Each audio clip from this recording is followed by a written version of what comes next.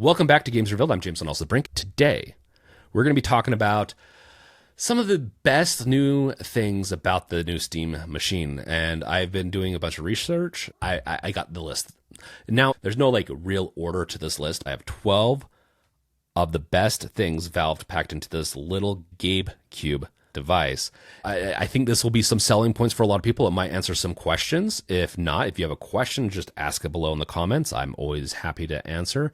And then I'm also going to have 3 bonus negative aspects to this device. Yes, it is not all sunshine and rainbows. So, what is this little SteamOS and Proton magically powered device going to be capable of doing? And what's new as opposed to, let's say, the Steam Deck or some other devices out on the market? Let's chat about that. So first up on my list is no subscription fees, no PlayStation Plus, no Xbox Game Pass. You just buy your games and play. You want to play Helldivers 2 online? You can do that without a Game Pass. Do you want to play a myriad of other multiplayer games online and not have to worry about paying for a pass to get onto a server? You can do that with this device. There is a mirror side to this, though, and we'll get into that in the bonus, so make sure to watch the whole thing. It is nice that this will do all that, but we'll get into the negatives later. Number 2 on my list is it's smaller than modern consoles. It's roughly 6 inches, and it's going to be lighter, smaller than even a GameCube. It's obviously going to be smaller than a PlayStation 5, an Xbox Series S or X. It is going to be small. It's probably not going to beat the Switch, but I consider the Switch like a handheld console, and this is more of a stationary TV-like console. Compare Steam Deck with Switch, and we'll compare this with the other consoles that are stuck in front of our TVs. Number 3 on my list is customizable LED bar, loading bar animations, colors, glow effects, real personality built in. It is going to be customizable. It is going to be able to do a lot of different things. I wouldn't expect it to replace a screen or anything like that, obviously, but it is going to be a fun little play on what the modding community, what scripting community, because you'll be able to script it inside Steam, from my understanding.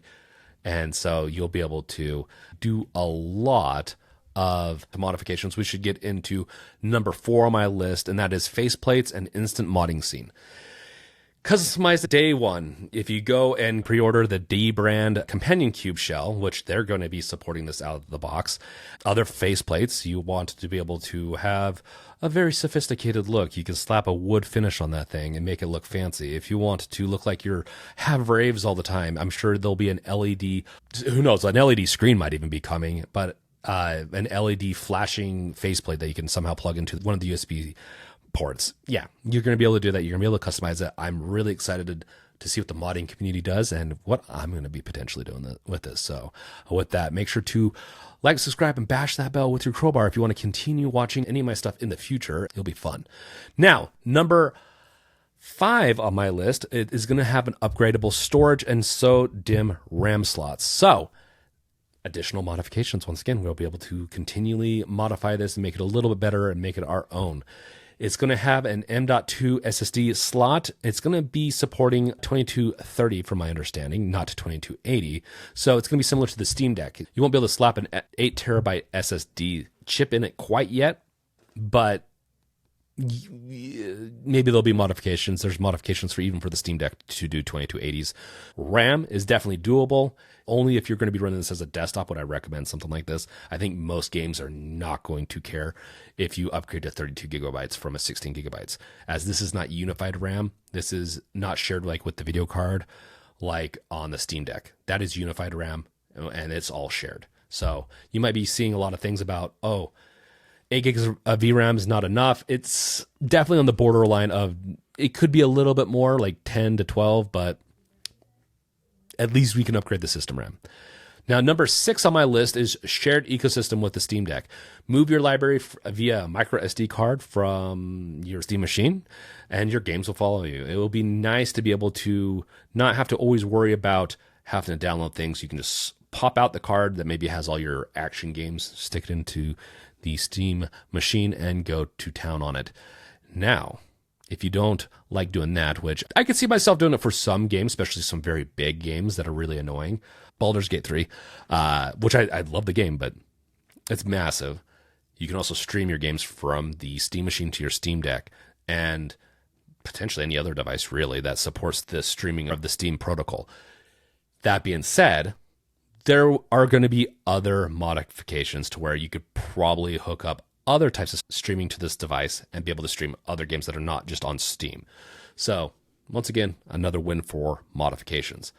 That being said, and talking about streaming, it is going to be VR ready. And this is number 7 on my list.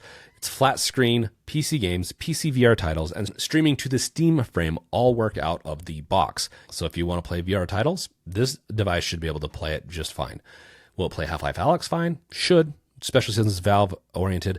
Will it play Valve Index on the Steam machine? Most likely, but we do know that at the bare minimum, you can stick that little device. There's a little streaming dongle that you can put into the Steam machine, and you should be able to wirelessly stream your games from the Steam machine to your Steam frame if you end up being able to get both.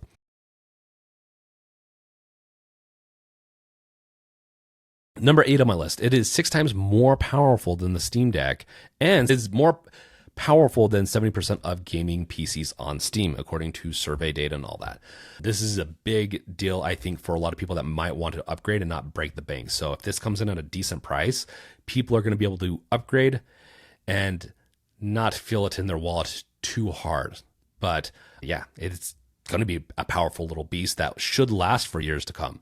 Number 9 on my list, SteamOS optimization plus instant updates. No Windows bloat, no day one console patches, misery, anything. It's just, you start it up, it works. And we have plenty of years with SteamOS being curated by the Steam Deck community. When the Steam Deck first came out, it had a little bit of bugs, it had a little bit of issues. Now those are all ironed out, and so I would be shocked if we saw any real issues with the Steam machine launch. I think you're going to have a pretty decent console experience. Even most of the games work really well on this, even if they're not verified. That is the only downside, I think, to a normal console like a PlayStation 5. You can almost always expect a PlayStation 5 game to work in a PlayStation 5, where you don't have that distinction on a console-like device like this. But to be fair, you'll get used to it over time. So, number 10, strong 1440p and capable 4K with the FSR. It's not going to be 4K native compatible, in my opinion. With a few games, sure, but they're not going to matter that much anyways if they are 4K compatible as opposed to 1440. It's going to be a really strong 1440p device. Very similar to the current console generation, like the PlayStation 5, the Xbox Series. They upscale from typically 1080 to 1440 to a 4K TV and do it fairly well with upscaling. Plus, FSR will even bump up that performance even a little more. Number 11, whisper quiet cooling. It is going to have a massive rear fan that keeps quiet. It's going to be happy in your TV cabinet as long as there's as long as there's some, like, it's not completely closed off. You're going to need some draft or like a hole in the back potentially, and I'd still keep an eye on that thing. But it's going to be quiet. So even if you put it on top and you're trying to play a game, and you're not going to hear this thing be a whirlwind of a device like the PlayStation 4. Some of the consoles can sound like a turbo engine, and it can get a little distracting, actually, especially when it's a quiet part of a game, like a horror game. It can kind of throw you out of the immersion. This will not do that. Number 12 on my list, it is just the Steam Store. If you do have a Steam Deck, your games are going to be playable on this device, where with the PlayStation Vita, you couldn't play the PlayStation Vita games, I believe, on the PlayStation 4. I think it's kind of like the console overlaps. You could stream games and stuff like that, and that was even very limited. But this is just, you buy it on Steam. This will most likely work on almost any PC that has a semi-decent graphics card. Like, There's some new games with some exceptions to this, of course, where they won't run very well on the Steam Deck.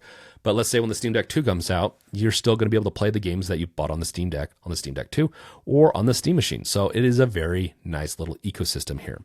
Now, what isn't so nice is the bonus items I have for you guys. The bonus items are the negative. It's the realistic cons to this device and this type of thing.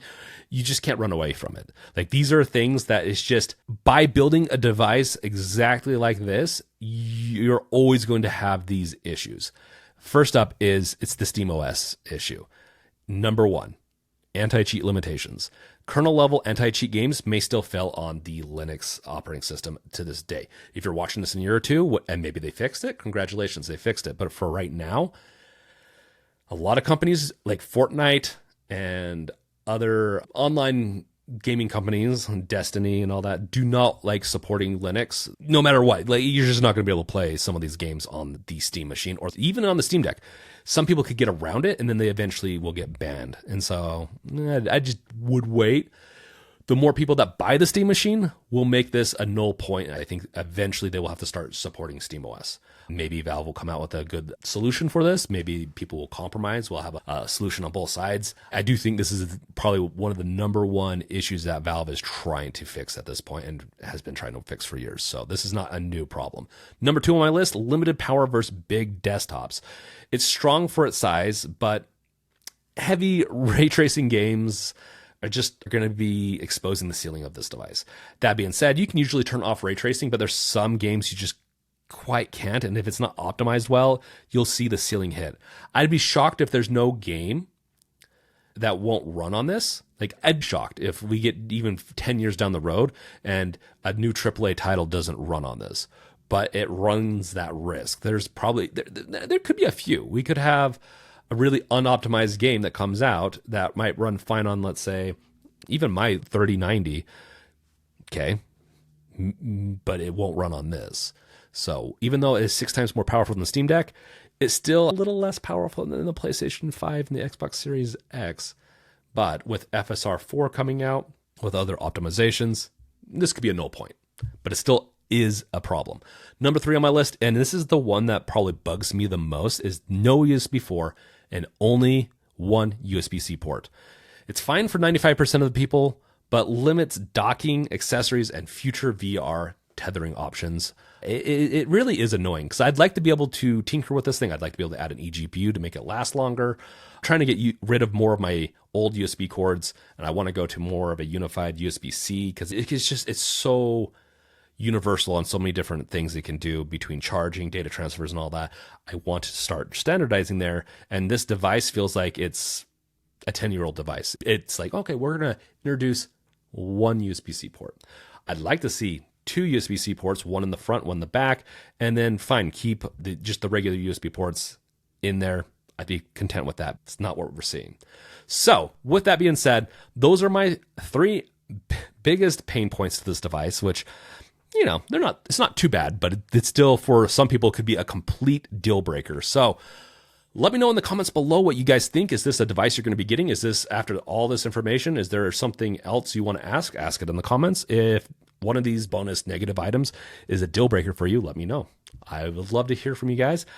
As always, make sure to check out the description below for some links and other items. You can go check me out on th3brink.com, thebrink.com, for additional articles and support articles that are similar to this stuff if you want a little bit more on the paper. So with that being said, I'll catch you guys next time. Peace out. Later.